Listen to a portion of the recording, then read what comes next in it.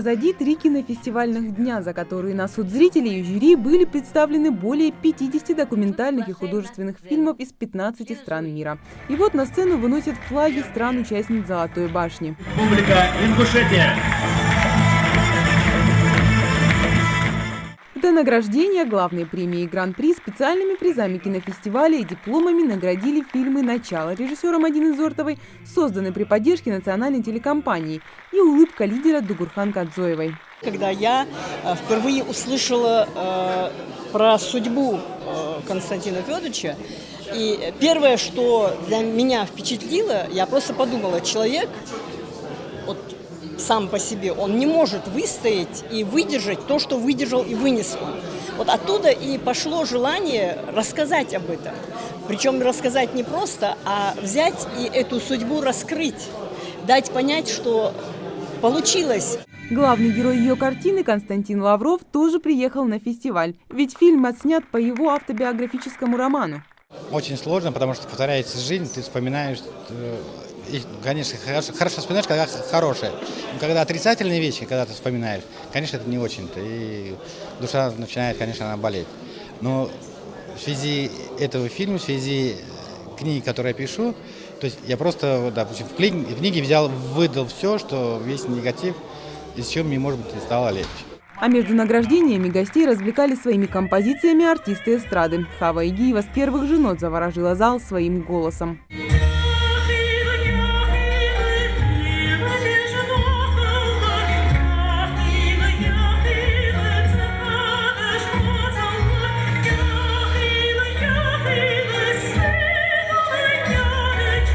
Решением жюри приз за лучший документальный фильм 4-го международного кинофестиваля «Золотая башня» присудили фильму «Последний парад Беззаветного», который рассказывает о военном корабле и его команде, которая была готова защищать родину, несмотря ни на что. Товарищ командир, завтра вам в 6 часов, понедельник, в 6 утра сняться с якоря и следовать в район Босфора для осуществления слежения за американскими кораблями, которые войдут в Черное море. Эта же лента удостоилась специальной награды главы республики, которую из рук первого заместителя председателя регионального правительства забрал главный герой фильма. Я счастлив, что я здесь, вдали от моря, получаю такой замечательный подарок от такого великого человека, как ваш глава республики. Когда он совершал свой подвиг, и мы все прекрасно знаем и помним, и десантники учатся о нем, он был командиром батальона. А так вот этот корабль беззаветный, он приравнивается тоже батальону по сухопутному. То есть корабль 2-го ранга. Приз за лучшую мужскую роль получил Кирилл Плетнев за работу в фильме «3 дня до весны» режиссера Александра Касаткина. А гран-при фестиваля присудили картине «Храбрые воины» Нин Хайдзян, китайского режиссера. Какая масштабная картина, а какие каскадеры, как там все сделано, меня это потрясло. Это замечательный фильм. И очень хорошо, что этот 1,5-миллиардный Китай сегодня приехал в Ингушетию.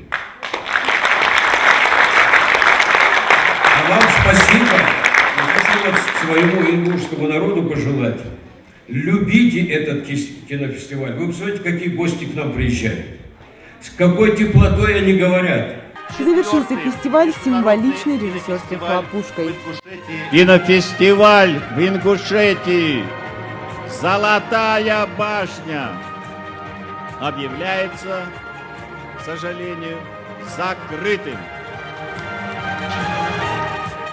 Вот таким был 4-й международный кинофестиваль. Гости и зрители разошлись со словами «До новых встреч», но уже на 5-м кинофестивале «Золотая башня». Мария Мистоева, Даля Плиева, Рахман Цуров, Новости 24.